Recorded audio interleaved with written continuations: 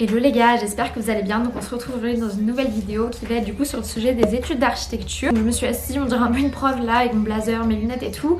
Mais faut que je me dépêche de filmer la vidéo parce que je pars dans 30 minutes chez le coiffeur, j'ai trop hâte. J'avais envie de faire une petite vidéo sur les études d'archi parce que je sais qu'on n'en trouve pas tant que ça sur YouTube. Et encore par rapport à moi quand j'ai voulu intégrer la licence d'archi, je trouve qu'il y a quand même plus de gens et plus d'informations sur l'architecture et sur les études d'archi de manière générale sur YouTube. Donc ça c'est trop cool. Je vous mettrai peut-être des autres chaînes YouTube dans ma barre d'infos que je trouverai. C'est sûr que ça pourra vous intéresser parce que moi j'ai pas forcément envie que toute ma chaîne tourne autour de ça. Je vous le dis directement, mais n'hésitez pas à poser toutes vos questions en commentaire au cas où j'y ai pas répondu. Soit je vous répondrai directement en commentaire, soit si je vois qu'il y en a vraiment énormément auxquels j'ai pas encore répondu, je ferai une seconde vidéo genre FAQ sur les études d'archi.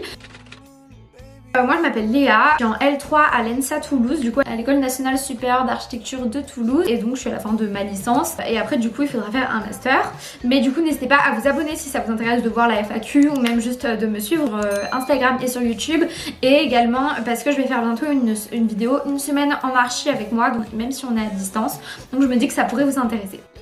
Je vais commencer par vous parler brièvement de mon parcours parce que je me dis que ça pourrait vous intéresser pour pouvoir vous positionner un petit peu. Mais à savoir qu'en tout cas à l'école de Toulouse, et c'est ce qu'on a remarqué même dans... J'ai plusieurs copines qui sont dans d'autres écoles et c'est un peu le cas dans toutes les écoles, il y a vraiment tous les profils en école d'archi, donc n'ayez pas peur. Ne vous dites pas mais moi je sors pas du bac, je sors pas d'un bac S, je vais pas y arriver.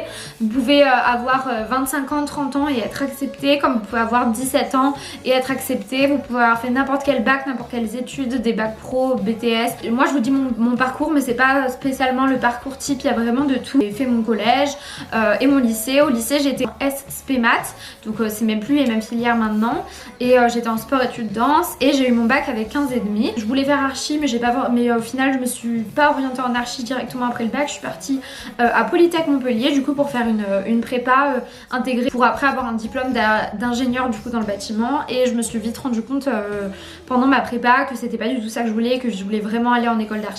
J'avais mis les écoles d'archi sur APB à ce moment là, mais au final je les avais enlevées juste au moment de valider pour les écoles d'ingé. Bref, je me suis rendu compte que l'ingé c'était pas ce qui me plaisait, que je préférais faire archi, donc je me suis réorientée. Un an après le bac du coup j'ai demandé plein d'écoles d'archi et j'ai finalement été prise et choisi d'aller à l'ENSA Toulouse, choix que je regrette pas du tout. Je vais vous en parler un petit peu plus juste après. Pour ceux qui se demandent, donc les ENSA, ENSA, c'est les écoles d'archi publiques du coup en France, et c'est le seul moyen d'être architecte en France parce que l'architecture c'est un métier qui est réglementé, il faut faire partie de l'ordre des architectes, etc. Donc si vous voulez faire archi d'intérieur, c'est un métier complètement différent. Archi d'intérieur, il y a plus de moyens pour arriver à ce métier-ci. Je sais qu'il y a les BTS design d'espace, mais je crois que ça a changé encore maintenant, les écoles privées, etc. Il y a des écoles publiques d'art, etc. Mais comme je ne fais pas archi d'intérieur, je vous avoue que je ne connais pas, donc ça sert à rien de me poser des questions sur ce sujet. Peut-être aller voir avec ceux qui ont fait ça. À l'ENSA Toulouse, c'est une école publique et donc qui n'est pas payante pour ceux qui se demandent à chaque fois. Enfin c'est payant, mais c'est payant comme la fac, du coup c'est environ 300 à 500 € je crois, et si vous êtes boursier vous ne payez pas. Je voulais vous donner du coup quelques petits conseils pour Parcoursup. Je pense que là vous êtes en plein dedans, donc je me dis que ça pourrait vous aider parce que c'est des questions aussi qui me reviennent et tout le temps hyper souvent. Donc je vais essayer de vous donner quelques petits conseils. Déjà je vous conseille de demander vraiment un maximum d'écoles si vous voulez la demander. Vous n'êtes pas sans savoir que les écoles d'archi c'est hyper dur à intégrer. Je crois qu'à Toulouse, je sais plus, je crois qu'en général on tourne autour des genre 3000 demandes par école pour 100 places, donc c'est toujours un petit peu difficile. Donc je conseille vraiment de demander 10 écoles vu que c'est le maximum, en tout cas moi c'était ça. De bien vous renseigner surtout auprès des élèves, des écoles qui vous intéressent, etc. Je sais que maintenant c'est plus possible de faire les portes ouvertes, mais voilà, si c'est possible, ou même des portes ouvertes en ligne ou quoi, n'hésitez pas à les faire, c'est vraiment hyper pratique. Vous renseignez auprès d'élèves pour pas forcément de l'école, de toutes les écoles, pour savoir un petit peu les matières, pour savoir ce qu'ils en pensent honnêtement, parce que c'est sûr que si vous demandez à un prof, à une porte ouverte, on va toujours vous dire que du bien, et c'est bien de connaître également ce qui est moins bien dans chaque école, etc. Mais surtout pour savoir si vous c'est un environnement dans lequel vous pourriez être épanoui. Voilà, en apprendre un petit peu plus sur toutes les matières. Je vous montrerai après mes emplois du temps, mes matières, vous inquiétez pas, à l'école de Toulouse en tout cas. Et également parler aux archis parce que les élèves, donc les études et le métier d'architecte c'est encore quelque chose de différent. Donc voilà, pour savoir un petit peu les rythmes, les salaires, c'est toujours bien de parler à des gens qui sont vraiment dans le métier plutôt que juste avoir une idée un petit peu romancée de ce qui se passe. Après moi, j'avais fait une vidéo quand j'étais en L1 sur l'école d'archi. Je vous avais invité en vidéo à venir m'en parler sur Instagram, mais c'est vrai que je pensais pas que ça allait avoir que cette vidéo aurait autant d'ampleur. Et pour être totalement honnête, cette vidéo m'a un peu dégoûtée. J'ai fait que de la mettre en privé, la remettre en public, etc. Parce que après cette vidéo, en fait, j'ai reçu 1 milliard de messages et j'en reçois encore une dizaine par jour, je dirais, sur l'école d'archi. Je comprends totalement vos questions, etc. Mais 10 messages par jour et la plupart du temps, c'est sur des questions dont j'ai répondu en fait dans la vidéo. Du coup c'est juste des gens qui regardent ma vidéo 2 minutes et qui après m'envoient 1 milliard de questions sans être forcément polis. En plus la plupart du temps ils sont pas forcément polis. Voilà, vous pouvez me poser quelques questions, mais voilà, n'hésitez pas à chercher également d'autres gens. On est beaucoup à être en école d'archi la plupart du temps, même sur Instagram il y a noté ENSA machin pour les gens et tout, donc voilà. Quelque chose que je dis directement parce que je sais qu'on va me poser la question. Il n'y a pas forcément besoin d'être très bon en maths, il y a de tous les niveaux. Alors vous aurez un peu de maths, mais clairement c'est vraiment très peu, on n'est pas du tout en ingé. C'est beaucoup de matières appliquées à l'archi, du coup déjà ça sera pas des maths pour juste faire des maths, de la physique pour juste faire de la physique. Ça sera toujours appliqué avec un contexte, etc. On vous demandera jamais de faire des énormes calculs et tout parce qu'on vous dit c'est pas pour vous, c'est pour les ingés. Vous allez faire un peu de maths, mais honnêtement c'est à tous les niveaux, pas de problème. Il y a énormément de matières également. On a toujours de l'histoire, de l'art plat, de la théorie, de la socio, de la philo. Genre on a plein de matières et des matières en fait que vous avez jamais eu au lycée également. Et on s'en sort tous, peu importe le profil qu'on a. Donc c'est sûr que vous allez avoir des facilités dans certaines matières, mais pas dans d'autres. Mais c'est pour ça qu'on s'entraide et qu'il y a vraiment de tous les profils. Toutes les écoles ont des programmes différents. Toutes les écoles ont un peu des spécialités différentes. Alors je saurais même pas vraiment dire à Toulouse on a quoi comme spé. Mais parce que nous il y a vraiment de tous les profils, mais c'est vrai qu'il y a certaines écoles où ils sont plus tournés vers les profils artistiques, d'autres où ils sont plus tournés vers les profils scientifiques, d'autres ils sont plus tournés par ceux qui se sont réorientés et tout, ceux qui sortent du bac. Nous à Toulouse on est vraiment, il y a de tout je trouve vraiment, et dans le même style. Il n'y a pas besoin de savoir dessiner, c'est la question qu'on me pose le plus souvent. Vous allez dessiner en archi, vous allez avoir des cours de dessin, mais honnêtement si vous n'avez jamais dessiné de votre vie, si vous êtes nul au dessin, si vous n'aimez pas dessiner, ce n'est pas grave. Si vous savez dessiner c'est vraiment génial pour vous, si vous aimez dessiner c'est vraiment génial pour vous, ça va forcément vous aider. Mais si vous n'y arrivez pas c'est vraiment pas très grave. Je ne sais pas dessiner, je n'aime pas dessiner, donc je me force quand je suis obligée de le faire, mais c'est vraiment pas un moyen vers lequel je vais facilement. Facilement je fais des schémas, je gribouille etc pour remettre sur ma tête, mais c'est pas beau. Comme vous regardez c'est pas spécialement beau et c'est pas grave. En L1 vous faites tout à la main, vous verrez.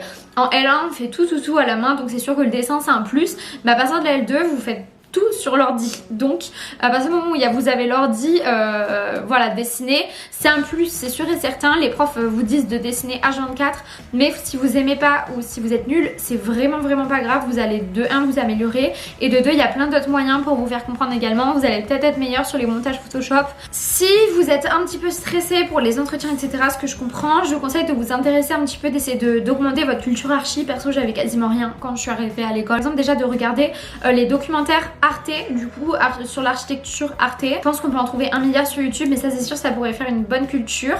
D'aller vous renseigner sur des livres, du coup il y a tous les livres de ta chaîne d'archi qui peuvent vous intéresser, qui parlent de grandes figures de l'architecture etc. Et il y a des podcasts etc, et de voyager. Donc je sais que c'est pas du tout le moment, mais parlez de vos voyages. Les voyages c'est hyper important en archi. Donc si vous avez voyagé, essayez de vous préparer un petit peu mentalement à parler de ça dans les entretiens etc. Pour la lettre de motivation, vu que moi en tout cas quand je l'ai fait il y avait que 3000 caractères, donc c'est très peu. Dans toute votre lettre ne dites pas des trucs trop bateaux, genre la lettre de motivation que tu trouves en tapant sur internet. Essayez de faire un petit peu plus original, de pas en fait que toute votre lettre ça soit des formules de politesse comme on peut faire par exemple pour trouver un boulot chez Carrefour. Voilà, essayez d'avoir une lettre de motivation qui explique vraiment pourquoi vous vous intéressez à l'archi. Voilà, et vous inquiétez pas, il n'y a pas que des gens qui ont voulu faire archi depuis qu'ils ont 8 ans.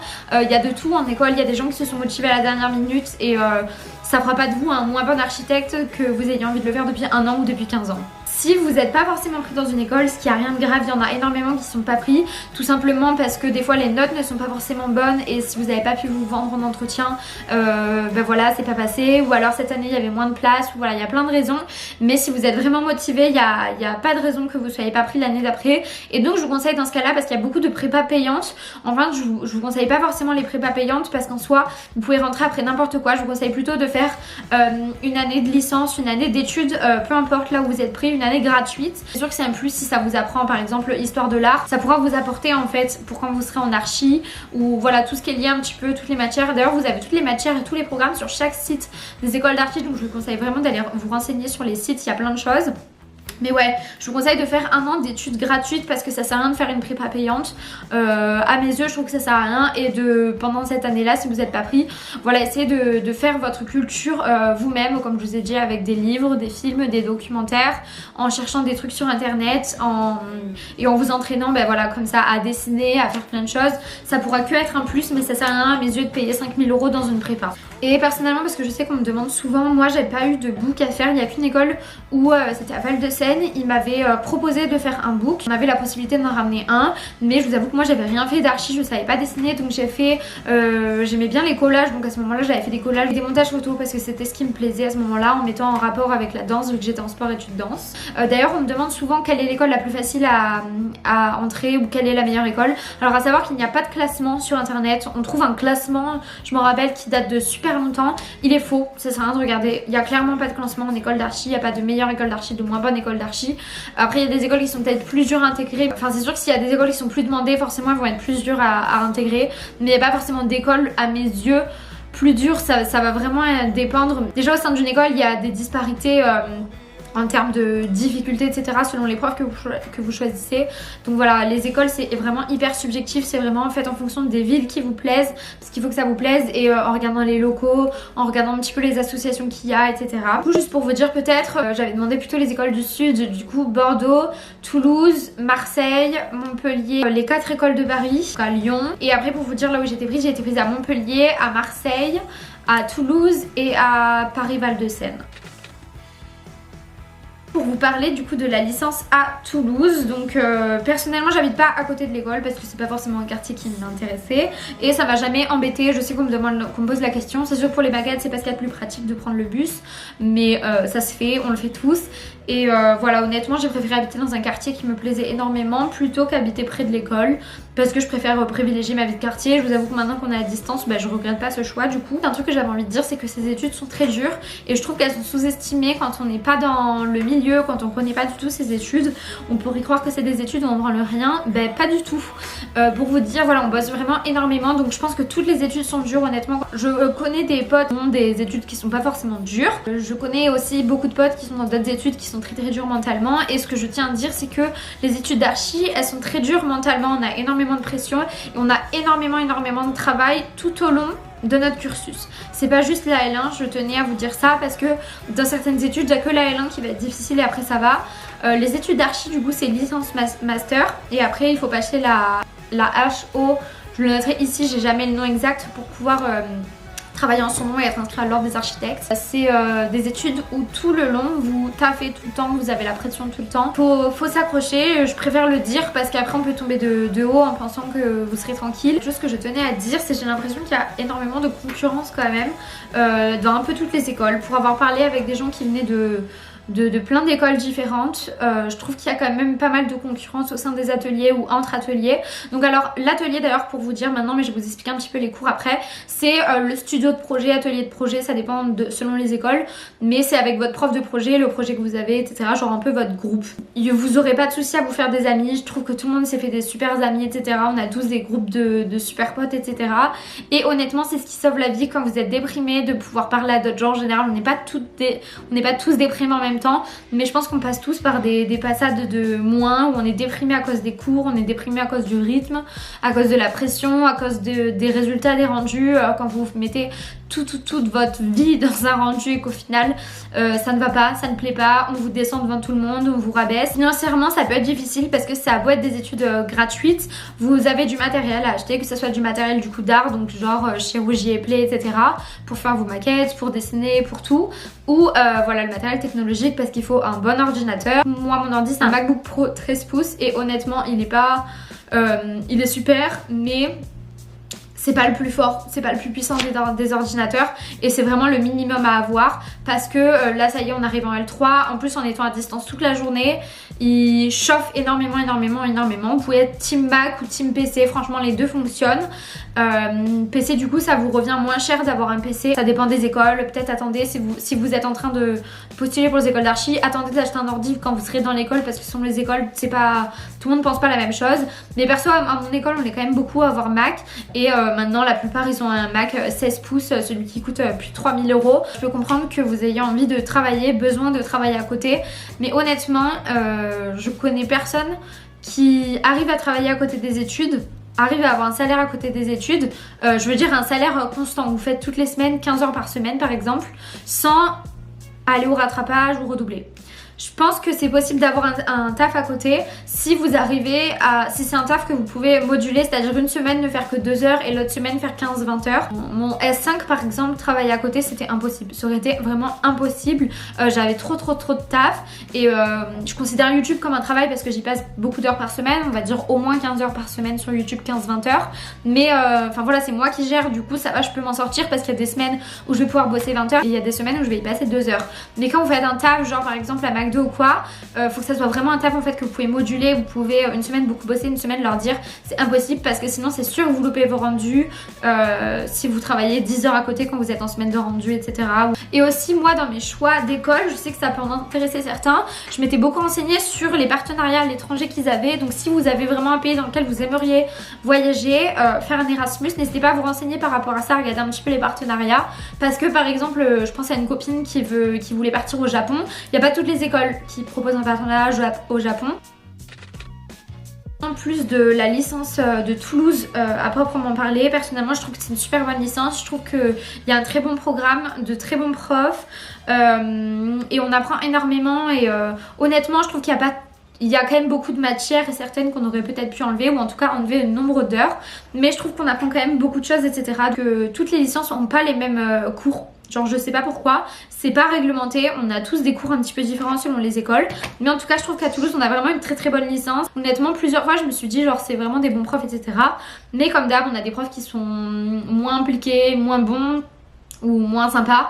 Et surtout le très gros moins, je pense que c'est l'administration qui est vraiment trop mal organisée, mais d'après ce que je vois c'est ça dans genre toutes les écoles d'archi. En licence on n'a pas d'option, on peut choisir nos ateliers, donc c'est à partir du S3. Le choix d'atelier ça va tout changer parce que selon l'atelier vous allez vous intéresser à plus ou moins de choses. Par exemple si vous êtes intéressé plutôt à l'environnement, il y a des ateliers qui vont être plus tournés là-dessus. Ça va changer complètement de pédagogie et de type de prof, etc. Ça va changer toute votre scolarité, du coup aussi la mentalité du groupe, mais surtout ça va changer du coup le prof. Et il y a des profs qui sont clairement bienveillants et d'autres qui sont clairement mégalomanes, qui passent leur temps à vous rabaisser.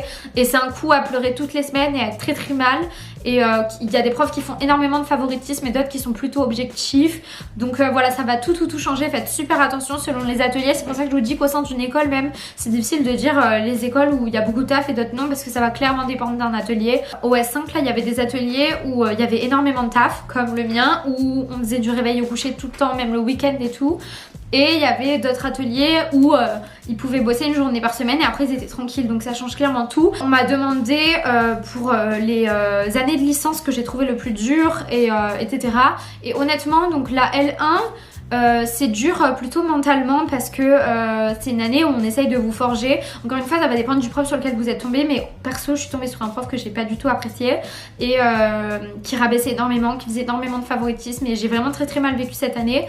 Donc je dirais que la L1 c'est pas là où on a le plus de taf parce qu'honnêtement le projet je le bossais le jeudi, donc la veille tout le temps, donc j'y passais ma journée, mais voilà je bossais tout le temps 15 jours à l'avance. L'année en soi c'était pas une année qui était dure, on n'avait pas non plus tant de taf que ça, mais c'était une année très dure mentalement parce que voilà on vous met un coup de pied, on vous apprend une méthode de travail, une méthode de pensée, on déconstruit un petit peu tout ce que vous avez pensé depuis toujours. Par contre petit à petit après avec la L2 et enfin la L3 c'est le taf qui s'intensifie énormément et donc la L2 je dirais qu'il y a eu plus de taf que la L1, mais mentalement ça allait mieux parce qu'on s'était habitué. Par contre la L3 il y a vraiment du taf tout le temps. Encore une fois ça dépend des ateliers, mais moi personnellement je l'ai vécu comme ça et je trouve qu'on a vraiment beaucoup de taf avec les CM et les TD en plus. On a des TD qui nous prennent autant de temps que le projet. Donc moi perso, ma L3 pour l'instant, je la trouve vraiment très dure mentalement. Je crois que là tout le monde le vit super mal, donc d'autant plus avec les cours à distance et le Covid et tout. La L3, en tout cas à Toulouse, c'est la pire année. Je veux dire, tu n'as plus de vie. Pour vous expliquer au cas où je ne l'ai pas encore expliqué, du coup on a 3 types de cours en archi. Du coup les CM, donc c'est genre histoire etc, c'est là où un prof parle en amphi, où à la fin du coup vous avez une semaine de partiel sur tous les CM. Les TD du coup qui là sont par groupe, il y a beaucoup de taf. parce que la plupart du temps les TD c'est une journée de TD d'une matière, nous en tout cas à Toulouse, genre urba, et au final ça fait beaucoup de taf quand même, ou c'est une demi-journée ou une journée en général les TD, c'est quand même beaucoup de travail. Et enfin le projet, du coup, ce qui est vraiment le plus important, ça compte pour la moitié de votre semestre en fait. Si vous loupez le projet, vous redoublez, et c'est vraiment le plus important. C'est une journée dans un atelier, du coup par groupe, avec un prof qui est architecte, et voilà, vous avez un projet que vous allez suivre pendant tout le semestre, ou alors un projet par mois. Je vais vous afficher maintenant, je vous le fais peut-être à la fin, je le noterai, mais je vais vous mettre, du coup, essayer de vous mettre ici mes emplois du temps, parce que je pense que ça pourrait vous intéresser de voir ça. À savoir que du coup, à côté des cours, il y a je dirais plus de temps de travail perso que d'heures de cours. Donc mettons on a 22 heures de cours, je pense qu'à la maison on a bien 30 heures par semaine à travailler minimum. Grand minimum, parce qu'en vrai le week-end, si tu bosses les 2 jours, ça fait déjà 20 heures, donc voilà. Ensuite on m'avait demandé du coup niveau coup dur, motivation, etc. si j'en avais déjà eu ou si j'avais déjà remis en question ces études, et clairement oui. Donc tout le monde n'a pas remis en question ses études parmi mes amis. On est quand même plusieurs à avoir remis en question les études, surtout parce que c'est pas forcément une filière, ou en tout cas en licence vous pouvez pas personnaliser votre filière. Tout le monde va avoir les mêmes cours. Et on va un petit peu vous dire un peu la voie royale. Enfin c'est vrai que je trouve que encore à Toulouse on parle quand même beaucoup de plusieurs possibilités après le master. Mais voilà, la possibilité qui ressort quand même le plus souvent c'est de travailler en agence et faire des concours, etc. Et moi c'est clairement pas ce qui m'intéresse. Faire des grands bâtiments publics, etc. ça m'intéresse pas forcément. Mais j'ai pas forcément envie non plus de faire des maisons. Donc voilà. Donc j'ai remis en question plusieurs fois mes études, si ce serait pas plutôt archi d'intérieur qui me plairait, ou encore d'autres études, etc. Je pense que c'est normal, mais finalement je me rends compte par exemple quand je fais le projet et tout que ça m'intéresse quand même énormément, donc je pense que c'est le plus important. Mais voilà, c'est jamais figé, je pense que c'est normal de vous poser des questions dans toutes vos études. Essayez de vous rendre compte quand même s'il y a vraiment 0 cours qui vous intéresse, ou s'il y a quand même des cours qui vous excitent, etc. Et aussi j'avais envie de dire, du coup dans l'ordre normalement c'est licence, master, mais ce qui est énormément conseillé pour faire énormément de bien au moral, et même pour vous faire un plus à votre cursus, pour votre expérience personnelle, et de faire une césure pour faire des stages par exemple, ou pour voyager. Et également vous pouvez faire des Erasmus pendant votre master, et c'était vraiment une expérience hyper positive. Globalement je vous recommande vraiment la licence de Toulouse, mais je pense qu'il y a énormément de licences qui sont très bien. Je vous recommande de manière générale les études d'archi si vous êtes quand même intéressé, fortement intéressé, parce que fortement, je dirais pas forcément passionné, parce que vous pouvez avoir d'autres passions dans la vie, il n'y a pas que des gens, il y a des gens qui sont vraiment passionnés que par l'archi, on dirait à l'école, mais il y en a quand même beaucoup qui s'intéressent à d'autres choses dans la vie, très motivés à avoir vraiment envie de faire ça. Et voilà, et du coup je vous tiendrai au courant pour ce que je fais l'an prochain, si je fais un master, où est-ce que je le fais, si je fais une césure, ce que je ferai, etc. En tout cas pour l'instant les premiers échos que j'ai eu sur le master, c'est que on nous le vend beaucoup, comme vous verrez après la licence, le master ça fait énormément de bien, on travaille presque plus, etc. Mais pour l'instant les échos que j'ai eu, c'était que c'était quand même assez dur, et qu'on nous le vendait beaucoup en positif, mais que pour l'instant c'était quand même assez compliqué. J'espère que ça vous aura intéressé. En tout cas n'hésitez pas à me poser en commentaire toutes vos questions. J'espère que vous avez regardé la vidéo jusqu'au bout. En tout cas j'espère que cette vidéo vous aura plu. N'hésitez pas à vous abonner, et je vous fais de gros bisous. On se revoit très vite dans une nouvelle vidéo. Bisous. Tucking your elbows, yeah, we're hell in the